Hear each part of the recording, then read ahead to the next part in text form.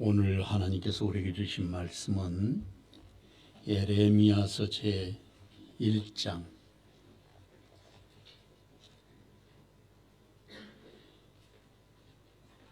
예레미야서 제 1장 1절에서 10절 말씀까지 제가 봉독해 드리겠습니다.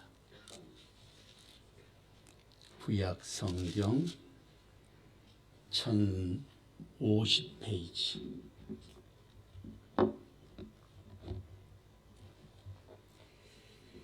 베냐민 땅 아나도 제사장들 중 hil기야의 아들 예레미야의 말이라.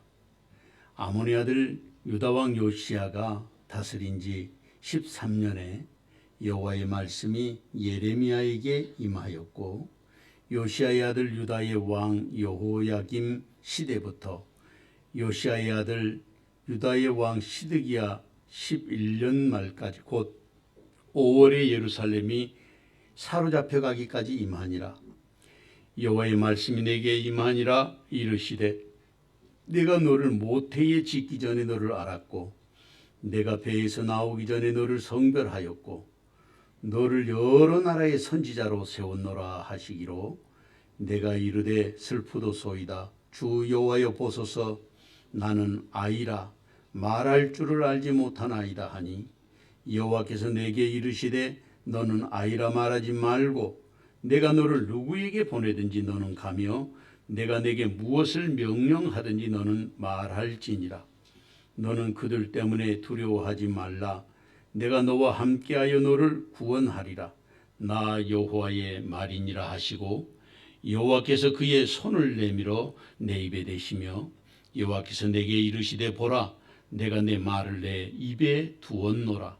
보라, 내가 오늘 너를 여러 나라와 여러 왕국 위에 세워 내가 그것을 뽑고 파괴하며 파멸하고 넘어뜨리며 건설하고 심게 하였느니라 하시니라. 아멘. 오늘도 하나님 주신 은혜와 사랑이 저와 여러분에게 함께 하시기를 주의 이름으로 축원합니다. 베스데이라고 하는 작가가 쓴 시 가운데 새 황금문, The Gate of Gold라고 하는 책에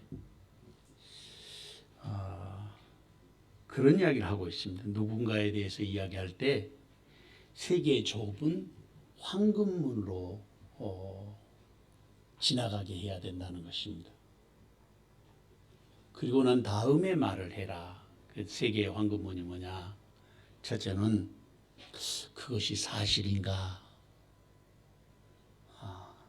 하는 것을 질문해 보라는 거예요. 그것이 사실인가? 그 다음에 두 번째로는 그것이 필요한 이야기인가? 두 번째 문. 세 번째 문은 그것이 친절한 말인가? 덕을 세우는 것인가? 그렇게 세 가지 골든 게이트, 황금문을 통과하게 하고 난 다음에 말을 하면 그때는 이야기를 해도 좋겠다. 그리고 그렇게 생각해서 세계의 황금문이 통과된 그런 말은 무슨 말을 하든지 누구에게 말하든지 상관이 없을 것 같다. 두려워할 필요도 없을 것 같다. 이제 그렇게 말했습니다. 일언전 십사라는 말이 있습니다. 그러니까 한마디 말을 하기 전에 10번 생각하라 하는 말인데, 말은 우리 자신의 인격이고 그리고 자신의 초상화 같은 거예요. 그래서 이 황금문을 잘 통과하게 하면 우리가 말을 할 때 실수하지 않을 것이라는 것입니다. 그리고 부정적인 말은 거기서 제거되고 긍정적인 말, 덕을 세우는 말, 또 우리 그리스도인들은 그리스도인으로서 하나님께 영광이 되는 그런 말들을 하게 된다는 거예요. 시편 141편 3절 말씀에 보면 오 주여 내 앞에 내 입에 파수꾼을 세우시고 내 입술의 문을 지켜주소서. 그러니까 이 말씀을 가만히 생각해 보면 우리의 입에 파수꾼을 세우고 그리고 내 입을 지켜달라고 말하는 것을 보면 시편 기자는 자기 말도 자기 스스로 어떻게 제어가 잘 안 되니까 하나님께 의뢰해서 하나님이 나를 지키시고 이끌어 주시도록 그렇게 기도하고 부탁했던 것 같습니다. 성경은 늘 하나님이 우리에게 말씀하시고 우리는 그 말씀을 전달하는 전달자가 되어야 한다는 것입니다. 오늘 본문의 말씀에도 보면 본문 4절에서 여호와의 말씀이 내게 임하니라 그렇게 말씀하셨어요. 오늘 여호와의 말씀이 내게 임하니라. 여러분 하나님의 말씀을 그렇게 받아보신 일이 있습니까? 아무에게나 그렇게 다 임하면 정말 좋겠어요. 모든 사람이 하나님의 음성을 들으면 그 말씀대로 살 거 아니겠어요? 그런데 그 하나님의 음성을 듣지 못하니까 우리가 우리 마음대로 우리 생각대로 그렇게 살아가는 것 아니겠어요? 이 시대를 살아가는 우리에게 오늘 우리도 하나님의 말씀을 들을 수 있어야 하겠습니다. 그런 점에서 하나님의 말씀을 들어야 할 이 시대의 예레미야는 누구냐? 바로 이 시간 주님 앞에 예배하는 저와 여러분이 이 시대의 예레미야다. 그렇게 말할 수 있을 것입니다. 말씀을 통해서 하나님의 음성을 듣고 우리가 해야 될 하나님의 일, 하나님의 뜻을 실천하면서 사는 그런 은혜가 오늘 저와 여러분에게 함께 하시기를 주님의 이름으로 축원합니다. 첫째로 예레미야에게 임하신 여호와의 말씀입니다.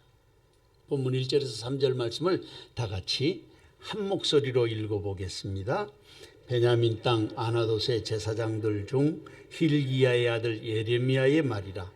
아몬의 아들 요시야 왕 요시야가 유다 왕 요시야가 다스린 지 13년에 여호와의 말씀이 예레미야에게 임하고 요시야의 아들 유다의 왕 여호야김 시대부터 요시야의 아들 유다의 왕 시드기야의 11년 말까지 곧 5월에 예루살렘이 사로잡혀 가기까지 임하니라. 아멘. 아나돗이라는 그 동네가 있습니다. 이게 베냐민 지파 땅이기는 하지만 아나돗은 제사장의 동네예요. 예루살렘의 동북쪽으로 한 십리, 조금 먼 십리, 옛날 시골에 가면 가까운 십리가 있고 먼 십리가 있잖아요. 어른들이 조금만 가면 된다. 한참 가도 안 나오죠. 옛날 어른들의 계산법인데 요즘 계산법으로는 4.8km 정도 된다 그래요. 그러니까 십리가 조금 더 되는 거죠. 그곳에 아나돗에 제사장들이 살고 있었는데 예레미야 고향이 바로 그 제사장들이 사는 아나돗, 거기서 태어난 거예요. 예레미야의 아버지의 이름은 힐기야인데 제가 조사를 해보니까 대제사장 힐기야하고는 다른 그런 제사장인 것 같아요. 왜 힐기야의 가문의 사람인 것은 맞다. 왜냐하면 제사장이니까. 제사장은 레위 지파 중에서도 아론의 자손들만 제사장이 되잖아요. 그러니까 이제 그렇게 세움을 입었는데 왜 이 아나돗에서 예레미야가 자라는 것이 중요한가? 그것은 그들의 문화가 제사장의 정신과 사상과 그들이 하나님을 섬기는 그런 그 문화적인 배경이 거기에 아나돗에 꽉 차 있는 거죠. 사람이 살아가는데 어디에 사는가 하는 것이 참 중요한 것 같아요. 우리가 맹모 삼천지교라고 하는 게 있잖아요. 삼천, 천이라는 말이 이사한다는 뜻이거든요. 맹자의 어머니가 3번을 이사했다 그래요. 그러니까 첫 번에는 그 사는 동네가 애들을 키우는데 시장에서 사니까 맨날 시장에서 장사하는 법만 배워가지고 아이들이 노는데 시장에서 장사하는 것처럼 그런 흉내만 내는 거죠. 그래서 두 번째 이사 간 곳이 장례 치르는 공동묘지 옆으로 간 거예요. 그랬더니 날마다 얘들이 놀면서 장례 치르는 것을 장난으로 그렇게 하면서 연습하면서 노는 거죠. 그래서 3번째 이사 간 곳이 서당 옆으로 갔다고 그러잖아요. 계속 공부하는 것을 보고 들으니까 어깨너머로 보는 것 자체가 공부예요. 우리 자녀들 중에 아들이고 딸이고 간에 엄마 아빠 하는 거 보고 딸이 시집가면 아무것도 못할 것 같아도 엄마 어깨너머로 슬쩍슬쩍 한번 본 것이 그게 평생 살아가는 교훈이 되는 거거든요. 아나돗에 살았다는 것은 바로 그런 의미가 있어요. 이 예레미야가 제사장의 문화 속에서 살았다는 것이 굉장히 중요합니다. 오늘도 우리 자녀들이 아나돗 그곳에 머물러 있고 그곳에 살아가는 것이 중요해요. 왜냐하면 하나님을 섬기는 아름다운 문화와 정신과 사상이 그 아이의 삶을 일생을 새롭게 하는 그런 귀한 교육의 자리가 되기 때문에 그런 것입니다. 그러니까 오늘 우리 예배하는 이곳이 영적인 아나돗이 되어야 하는 거예요. 우리 자녀들이 이곳에서 예배하고 이곳에서 찬송하고 이곳에서 하나님께 기도하고 이곳에서 하나님 앞에 헌신하고 봉사하는 그것을 배우고 몸으로 삶으로 익힌다는 것이 얼마나 중요한 것인지 모릅니다. 그러니까 우리가 몸으로 이렇게 와서 예배하는 것이 하나님 앞에서 우리에게 있어서는 아무것도 아닌 것 같은데 여러분 머리로 배운 것은 잊어버려요. 근데 몸으로 배우는 것은 절대로 안 잊어버립니다. 어려서 자전거 타는 거 있잖아요. 한 번 배우면 평생을 안 잊어버려요. 수영하는 거 어려서 배워놓으면 물에 빠졌을 때 자동적으로 그거 몸이 그것을 알아서 수영을 하게 되죠. 우리는 몸으로 하나님의 말씀을 배워야 돼요. 머리로만 배우는 것보다 실천하면서 헌신하면서 배우는 말씀이 중요한 것이죠. 그러니까 아나돗에서 예레미야가 그곳에 자랐다 하는 것은 삶으로 배우고 몸으로 배웠다 그런 뜻이에요. 그러니까 당시에 아버지 히르기야가 그 시대의 제사장이었단 말이죠. 특별히 요시야 시대에는 율법책을 발견하게 됐거든요. 여러분 우리가 잘 아는 히스기야가 죽을 병에 걸렸잖아요. 하나님 앞에 기도했어요. 생명을 15년 연장받았어. 그리고 난 아들이 므낫세예요. 근데 그 므낫세가 얼마나 부모를 실망하게 했는지 몰라요. 하나님을 무시하고 자기 멋대로 살고 우상 숭배하고 그 므낫세로 인해서 하나님의 성전에 우상 숭배하는 일들이 바알과 아세라를 섬기고 몰렉을 섬기는 일들이 벌어지게 된 거예요. 그러니까 하나님의 제사장들이 거기서 견딜 수가 없었어요. 제사장들을 막 죽이는 일들이 벌어졌어요. 히스기야의 아들 므낫세가. 근데 그 므낫세의 아들이 여기 요시야예요. 므낫세의 아들이 아몬이고 아몬의 아들이 요시야인데 여기에 그 요시야가 아몬이 일찍 죽고 요시야가 어린 나이 8살에 왕위에 오르게 됐어요. 아무것도 모르지 않겠어요. 8살에 왕이 됐으니까. 그런데 나이가 들어가면서 20살 됐을 때에 그때 대제사장이 성전에서 율법책을 발견한 거예요. 그 율법책을 완전히 므낫세 시절에 다 없애버렸거든요. 율법을 발견해가지고 서기관에게 전달을 했어요. 그리고 서기관이 받아서 율법책을 요시야 왕의 앞에서 율법책을 읽어줬어. 너무너무 놀라운 일이 거기에 있는 거예요. 땅을 치고 통곡하고 회개하고, 그리고는 그 시절에 요시야의 종교개혁이라 그러는데 그런 혁신적인 일이 일어나요. 그래서 바알과 세라를 섬기는 그 모든 제사장들을 다 불태워서 죽이고 그 뼈까지도 불태워가지고 베델에 갖다 버렸어요. 이런 일들을 이 요시야가 하게 되거든요. 그때에 예레미야에게 하나님의 말씀이 임한 거예요.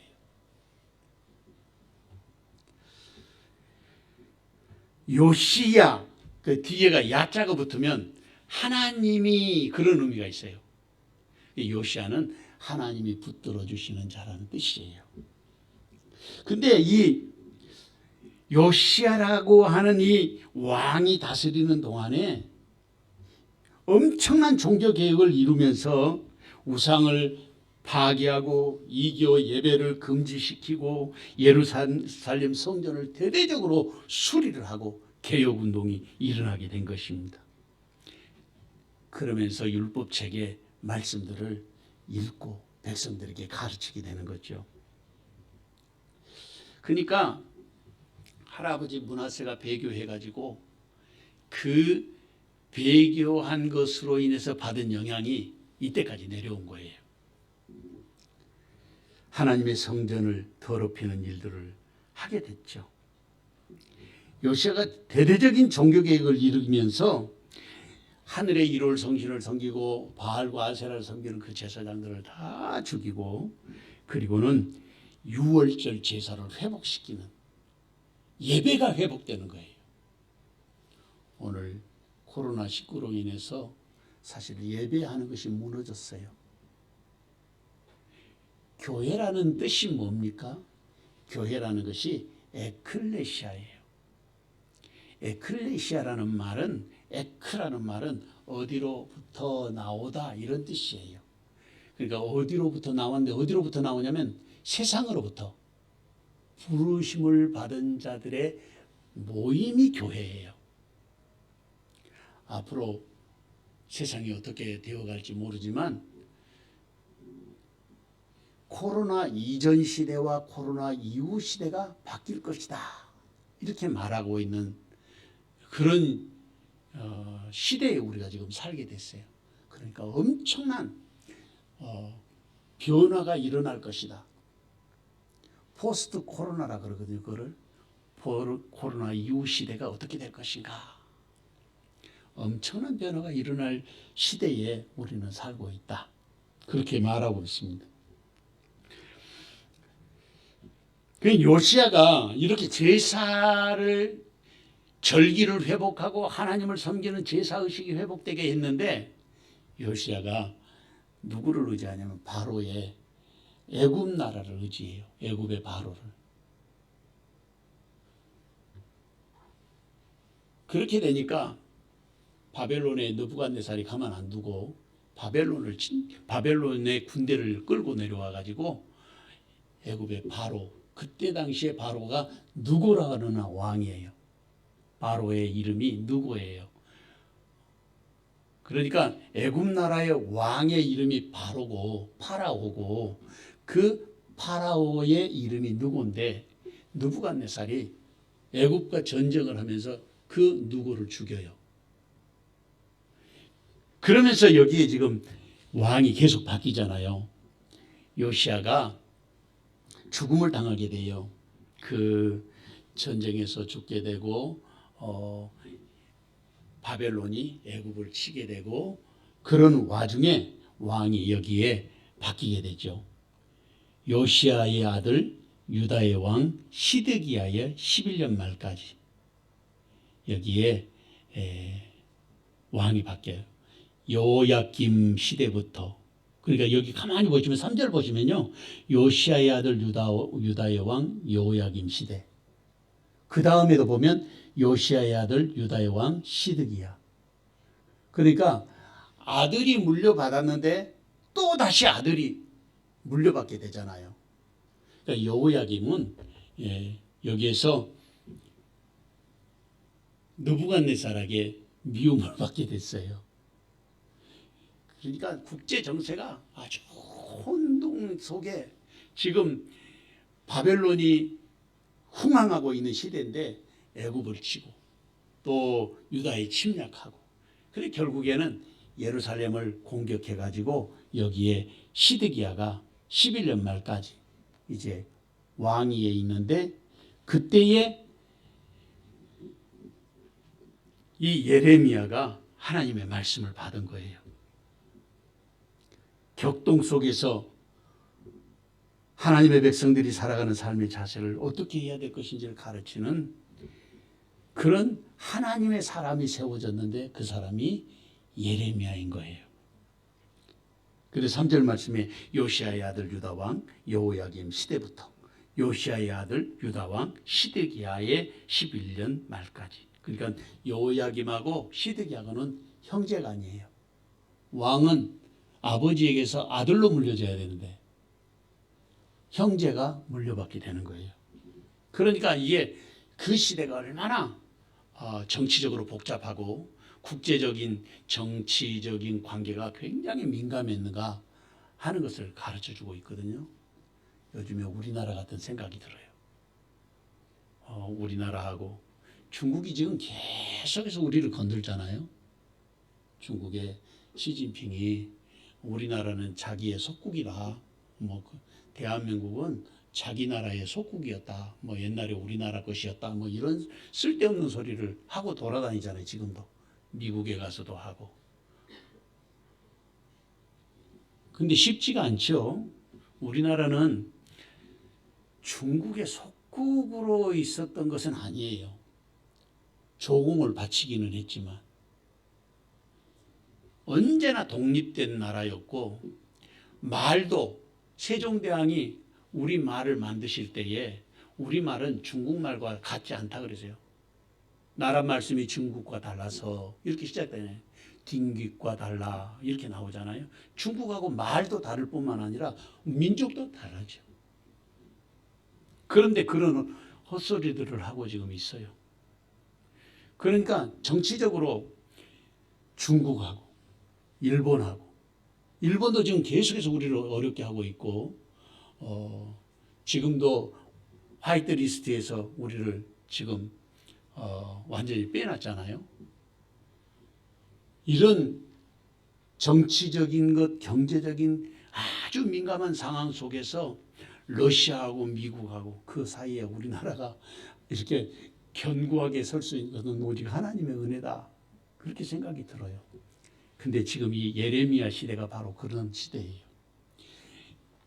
바벨론이 점점 강성해지고 애굽은 점점 쇠퇴해지고 이 와중 속에서 북왕국 이스라엘은 아수르에 의해서 멸망을 당하고 그러니까 이게 아주 굉장히 민감한 국제 정치 속에서 어려움을 지금 당하고 있는 시대인데 결국에 유다가 망하게 되는 것이죠. 그 망하기 직전에 하나님이 예레미야를 세우셔서 하나님의 말씀을 그 예레미야의 입에 넣어준 거예요. 그러니까 누구가 와가지고 요시야를 죽이고 여호야김을 왕으로 세웠는데 3년 만에 다시 느부갓네살이 애굽을 쳐가지고 바로 왕 누고는 죽게 되고 그리고 요시야의 막내 아들의 이름이 마따냐인데 마따냐를 느부갓네살의 이름을 고쳐줘요. 그게 바로 시드기야예요. 그리고 왕위에 그러니까 꼭두각시처럼 느부갓네살이 왕으로 세우는 거죠. 이 시드기야라고 하는 이름은 바벨론식 이름이라고 합니다. 마따냐는 그 유대식 이름인데, 그리고 왕을 삼았어요. 그러나 여호야김도 시드기야도 회개하고 돌아오라고 그렇게 외쳤지만 하나님의 말씀이 그들의 귀에 들리지를 않은 거예요. 여호야김도 시드기야도 하나님에게로 돌아오지 않았어요. 그 요시야의 종교개혁이 완전하게 이루어졌으면 참 좋았을 텐데 그런 아쉬움이 있어요. 성경을 읽을 때마다. 그런데 결국에 여기에 시드기야 11년 말까지 곧 5월에 예루살렘이 사로잡혀 가게 된단 말이에요. 사로잡혀 가기 전까지 이 예레미야에게 하나님의 말씀이 임했다. 오늘 본문에 그렇게 말하고 있어요. 그러니까 영적인 무지를 그렇게 깨우치고 가르쳐도 한 번 무너져 버린 그 영성은 회복하기가 그렇게 어려웠다는 거예요. 우리의 신앙도 마찬가지예요. 한 번 무너지잖아요. 정말 회복하기가 너무너무 어려워요. 사탄이 어떻게 해서든지 우리를 공격하고 넘어지게 해서 하나님 앞에 충성되지 못하도록 역사를 하니까 그런 것이죠. 그래서 이스라엘도 망하고 북왕국 이스라엘도 망하고 남왕국 유다도 망한 것입니다. 그래서 본문에 그렇게 표현하고 있어요. 시드기야의 11년 말까지 곧 5월에 예루살렘이 사로잡혀 가기까지 임하니라. 근데 제가 이게 5월이라는 말을 딱 들으니까 여러분 예루살렘 이스라엘이 회복된 게 언제인지 아시죠? 1948년 5월 14일. 이야, 정말 놀라운 일이에요. 역사를 가만히 보면 하나님은 너무 세밀하게 역사하고 계신다는 사실을 알 수 있어요. 예레미야 25장 1절에서 3절 말씀에 보면 유다 왕 요시야의 아들 여호야김 넷째 해 곧 바벨론 왕의 느부갓네살 원년에 유다의 모든 백성이 권한 말씀이 예레미야에게 임하니라. 선지자 예레미야가 유다의 모든 백성과 예루살렘의 모든 주민에게 말하 이르되 유다 왕 아몬의 아들 요시야 왕 13째 해부터 오늘까지 23년 동안 여호와의 말씀이 내게 임하기로 내가 너희에게 꾸준히 일렀으나 너희가 순종하지 아니하였느니라. 순종하지 않았다는 거예요.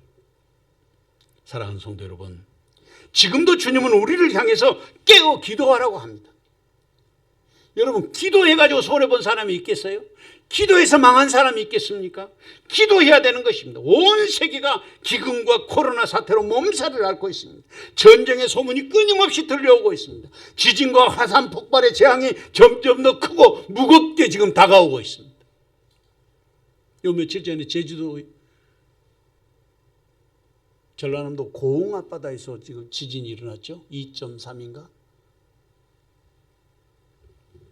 내가 너에게 꾸준히 말했으나 일렀으나 너희가 순종하지 아니하였느니라. 누가 하나님의 말씀에 순종하는 사람이 되어야겠습니까? 누가 이 어두운 세상에 주님 오시기를 기다리며 경건을 연습하는 사람이 되어야겠습니까? 그 자리에 주님은 지금 저와 여러분을 부르고 계시는 것입니다. 이 귀하는 종이 시간 저와 여러분에게 함께 하시기를 주님의 이름으로 축원합니다. 둘째로 누구에게 보내든지 가서 말하라 그랬습니다. 4절에서 7절 말씀을 다 같이 한 목소리로 읽어보겠습니다. 여호와의 말씀이 내게 임하니라 이르시되 내가 너를 모태에 짓기 전에 너를 알았고 내가 배에서 나오기 전에 너를 성별하였고 너를 여러 나라의 선지자로 세웠노라 하시기로 내가 이르되 슬프도소이다 주 여호와여 보소서 나는 아이라 말할 줄을 알지 못하나이다 하니 여호와께서 내게 이르시되 너는 아이라 말하지 말고 내가 너를 누구에게 보내든지 너는 가며 내가 내게 무엇을 명령하든지 너는 말할지니라. 아멘. 여호와의 말씀이 내게 임하니라.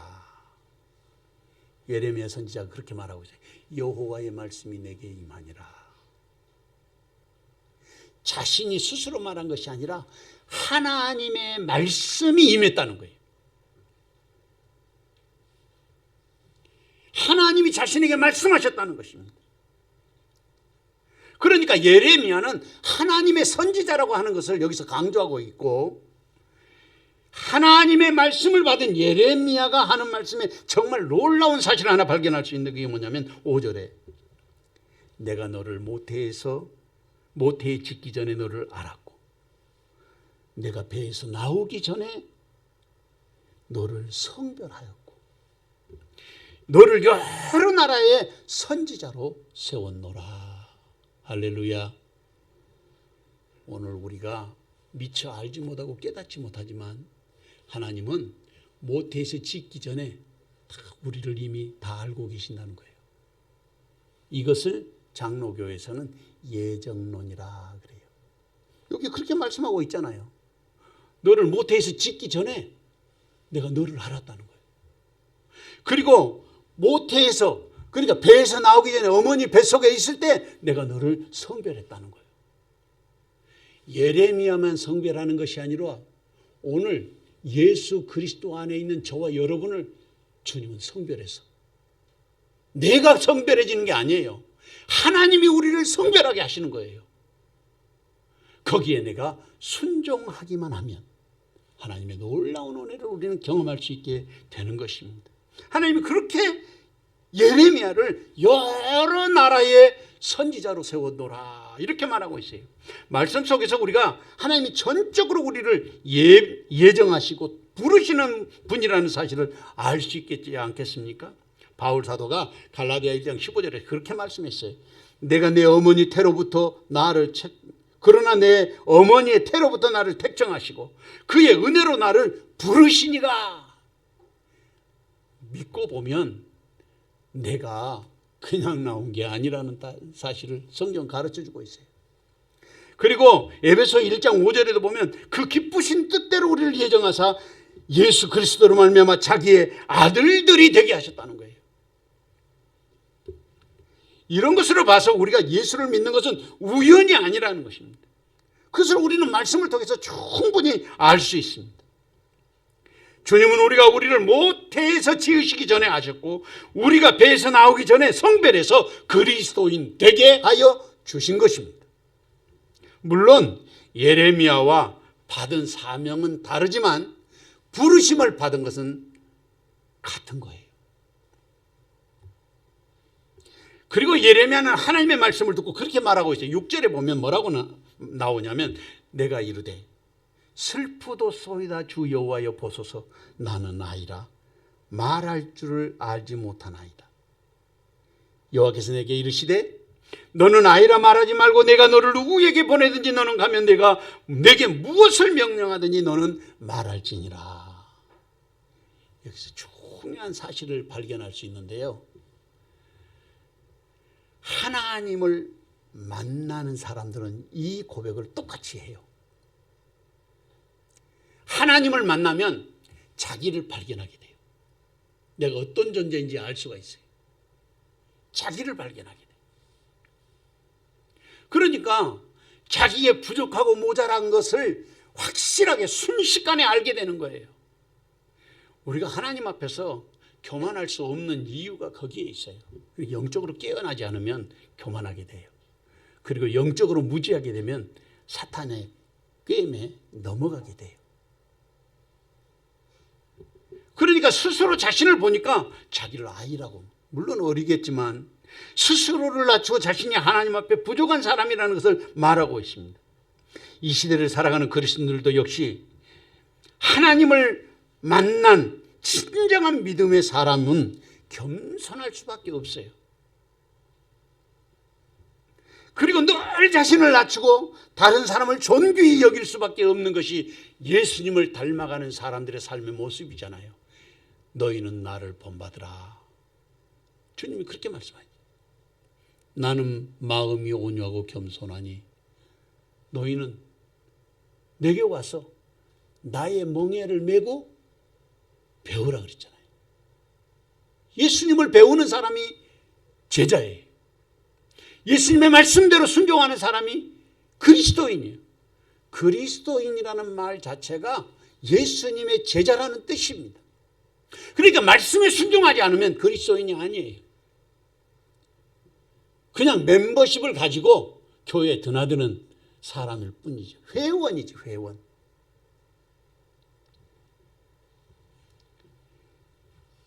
우리가 여기에서 7절 말씀에서 여호와께서 내게 이르시되 너는 아이라 말하지 말고 내가 너를 누구에게 보내든지 너는 가며 내가 내게 무엇을 명령하든지 너는 말할지니라 이렇게 말하고 있는데, 여기에서 몇 가지로 나눠서 보면 첫째로 아이라 말하지 마라. 이 말은 무엇을 말하냐면 하나님의 사자로 보내심을 받았다는 거예요.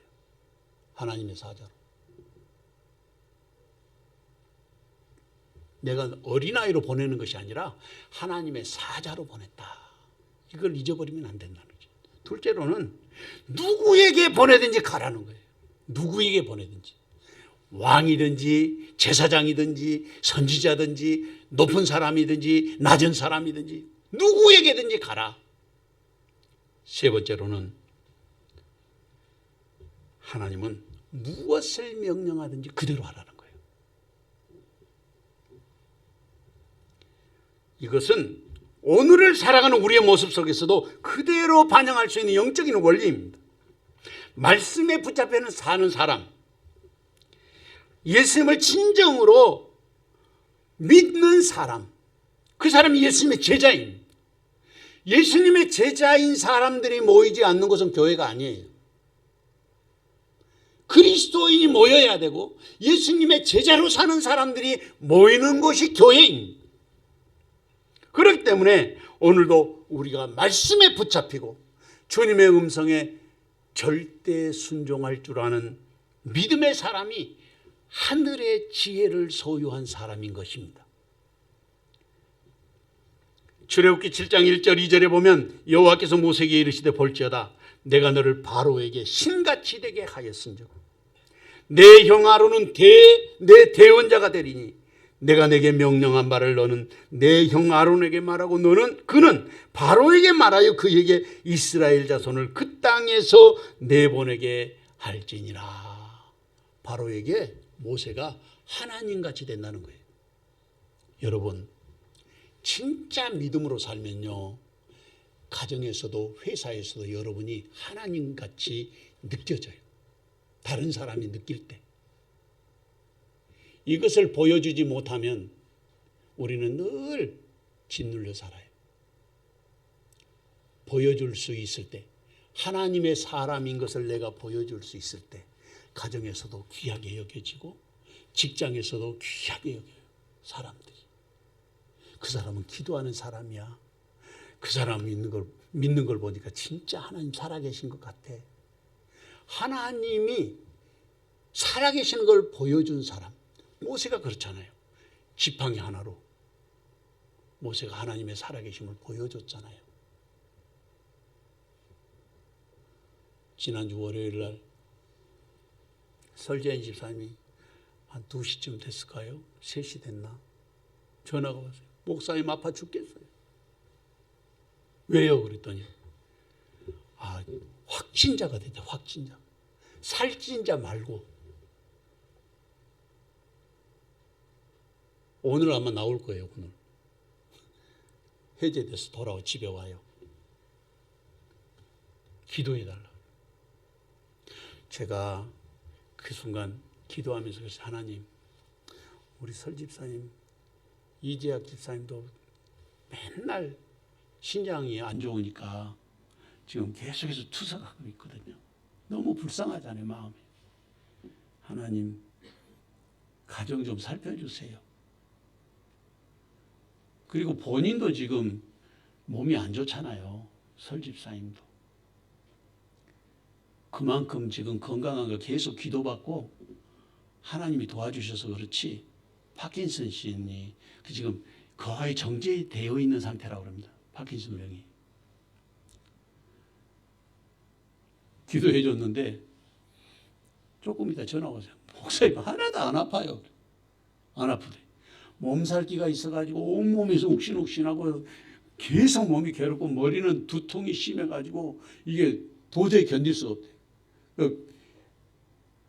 토요일 날 검사, PCR 검사했는데 그때는 음성으로 나왔대요. 근데 주일날 너무 아파가지고 검사했는데 월요일날 양성으로 나왔는데 자기가 너무 아프니까 전화해서 그래 화요일날 또 전화가 왔어요.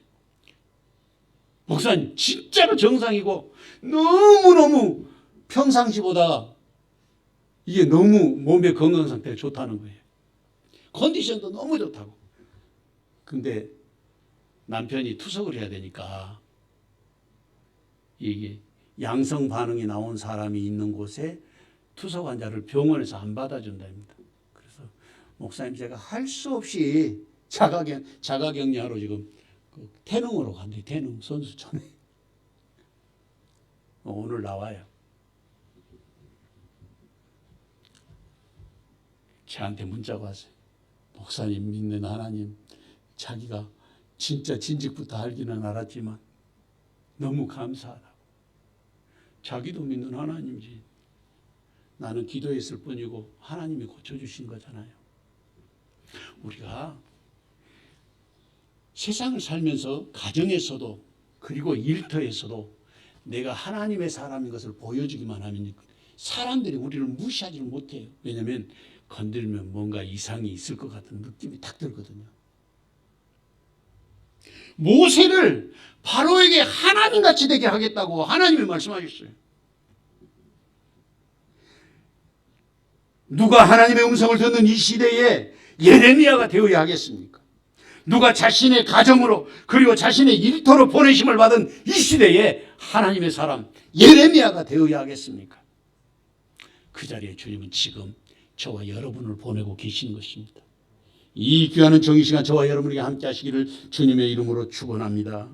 셋째로 너를 여러 나라와 왕국 위에 세워놓으라 그랬어요. 본문 8절에서 10절 말씀을 다 같이 한 목소리로 읽어보겠습니다. 너는 그들 때문에 두려워하지 말라. 내가 너와 함께하여 너를 구원하리라.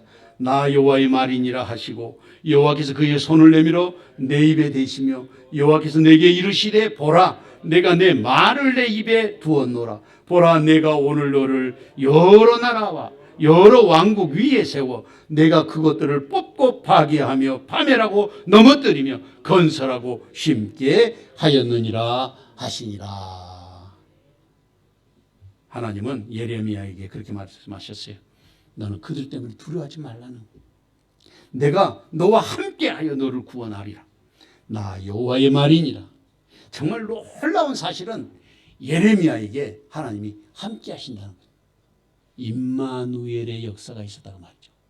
오늘도 우리의 삶에 임마누엘 이 귀한 역사가 함께 하시기를 주의 이름으로 축원합니다. 내가 가는 곳에 임마누엘의 역사가 있어야 되는 거예요. 하나님의 함께 하시는 것을 보여줘야 한다 그 말이죠. 그리고 본문 9절에 보면 그렇게 말하고 있어요. 여호와께서 그의 손을 내밀어 내 입에 대시며 여호와께서 내게 이르시되 보라 내가 내 말을 내 입에 두었노라. 손을 내밀어서 예레미야 입에 댔다는 거예요. 이 말씀은 꼭 이사야 6장의 소명기사를 보면 이사야가 하나님 앞에 섰어요. 보좌를 보고 섰는데 그 순간 자기를 발견하게 됐어요. 여러분 그 기도 많이 하는 분들 예수님을 만난다든지 그랬을 때에 순식간에 자기의 살아오는 그 삶의 여정이 영화 필름처럼 샥 이게 한꺼번에 알아져 버립니다. 한꺼번에. 참 신기한 일이죠. 한꺼번에 순식간에 자기의 일생이 필름처럼 확 지나가요. 그걸 알게 하셔요. 저는 우리 성도들도 다 그런 경험하기를 주의 이름으로 축원합니다. 아멘 하야지. 그렇게 돼야 돼요. 우리가. 그래야 자신을 발견하고 하나님 앞에 더 가까이 나갈 수 있는 믿음의 시간이 되는 것입니다. 그러니까 하나님 앞에 서니까 자기가 어린아이 같은 자라 겸손해져 버리잖아요. 예레미야가. 하나님의 손이 예레미야 입에 닿았다는 말씀은 마치 이사야 선지자의 소명기사를 본 것 같았어요. 화로다 나여 이제 죽게 되었도다. 나는 입술이 부정한 백성 중에 거하는 자로다. 자기 죽게 됐다는 거예요. 그러니까 천사가 숯불을 갖고 와가지고 입에다가 대잖아요. 너가 이제 성결하게 됐다는 거예요. 우리가 하나님의 형상으로 지으심을 받은 존재이기 때문에 이 놀라운 사실을 깨닫게 해주시는 것입니다. 이것이 저는 하나님의 신비라고 생각해요. 우리가 인간으로 살아가는 것, 그건 갈등과 번민과 고민 속에 살지만 그 속에서도 하나님을 잃지 않고 믿음으로 내 마음을 지키고 내 삶을 지키면서 주님을 바라보고 살아가는 것이 축복이에요. 잘 되는 것만 축복이 아니라 우리가 어려움 속에서 예수님을 닮아가고 내가 절망 속에서도 포기하지 않고 예수님을 향해서 우리의 고개를 들어서 주님을 향하는 그 마음을 갖고 사는 것이 축복이에요. 그게 축복이에요. 그게. 왜냐하면 세상은 적신으로 왔다 적신으로 가는 거예요. 아무것도 가진 것 없이 왔다가 빈손으로 가는 거죠. 그런데 빈손으로 간 그곳에는 우리가 가지고 갈 것이 필요 없어서 그러는 거예요. 거기서는 아무 소용이 없어. 엄청난 하나님의 유업이 우리를 기다리고 있는 것입니다. 어마어마한 하나님의 축복이 우리를 위해서 예비되고 있어요. 그런데 그 예비된 삶은 이 땅에 사는 동안 우리가 준비된 자들에게는 더 큰 축복이 되는 거예요. 고린도전서 15장을 읽어보세요. 부활 때에 해와 달의 영광이 다르고 달과 별의 영광이 다르고 별과 별들의 영광이 다르다 그랬어요. 요즘에 천체 물리학이 발전하면서 태양을 보니까 태양이 우리 지구보다 어마어마하게 크잖아요. 근데 태양보다도 더 수억 배나 큰 별이 하늘에 있다는 거예요. 수백억, 수십억 태양보다도 큰 별이 있다는 거예요. 그런데 별과 별들의 영광이 다르다는 거예요. 우리 다 영광이 다를 거예요. 그것은 하나님 앞에 얼마나 우리가 헌신하고 충성하는가가 거기에 상급으로 주어질 것이라고 생각이 들어요. 구원은 은혜지만 상급은 헌신을 통해서 주어진다. 왜냐하면 소자 하나에게 냉수 한 그릇 대접한 것도 내가 잊지 않겠다. 하늘의 상을 잊지 않겠다. 주님 분명히 약속하고 있어요. 저는 그걸 믿습니다. 본문 10절에 말씀을 보면 이 엄청난 하나님의 은혜가 예레미야에게 임했는데 보라 내가 오늘 너를 여러 나라와 여러 왕국 위에 세워 내가 그것들을 뽑고 파괴하며 파멸하고 넘어뜨리며 건설하고 심게 하였느니라 하시니라. 이 말씀 속에서 이미 유다는 멸망할 것을 말하고 있어요. 그것이 전제되어 있습니다. 그리고 하나님은 엄청난 변화 속에 소용돌이치는 이 국제 질서 속에서도 하나님의 사람을 세워가지고 하나님의 백성들에게 소망 주시기 위해서 예레미야를 세우신 것입니다. 오늘 우리가 사는 이 시대도 격동하는 시대를 우리가 살고 있어요. 제가 이번에 문자를 받았어요. 선배 목사님 보내왔어요. 거기에 카톡에 보니까 청와대에 연결되어 있는 카톡이 나도 몰랐는데 그게 있더라고요. 앱에. 그걸 지우라 그러더라고요. 여러분 카톡을 열어보면 거기에 있어요. 우리가 살아가는 시대가 아무리 험악하고 어려워도 성경대로 주님이 약속하신 하나님의 나라는 반드시 올 것입니다. 그리고 되어져가는 여러 가지 상황을 봐서 주님 오실 때 가까워졌다. 아직은 아니에요. 왜 아니냐? 예루살렘 성전이 안 세워졌어요. 반드시 하나님 성전 세워질 것입니다. 그리고 적그리스도가 자기가 그리스도라고 이야기하는 시대가 반드시 조만간 올 것 같아요. 왜냐하면 성전 지을 준비가 다 됐으니까 지금. 그러니까 지금은 마지막 12시를 향해서 가는 초바늘이 움직이는 시대를 우리는 살고 있는 것이 아닐까 그런 생각이 들어요.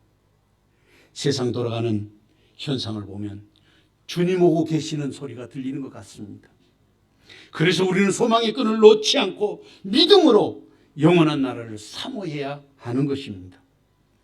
유다를 회복시키신 것처럼 주님은 반드시 하나님의 나라를 회복시키시고 우리를 그 영원한 나라의 백성으로 인도해 주실 것입니다.